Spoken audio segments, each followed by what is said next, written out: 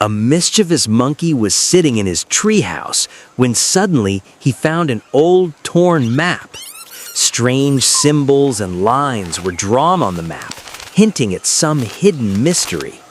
The monkey was astonished and began to wonder which place the map was leading to.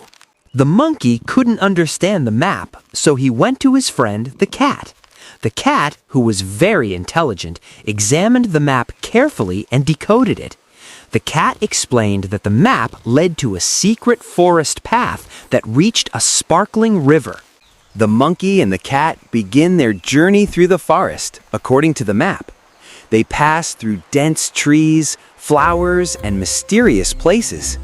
Finally, they reach a sparkling river whose water is clear and shimmering. By the riverbank, the monkey and the cat find an old treasure that once belonged to an adventurer. Both of them dance with joy and congratulate each other.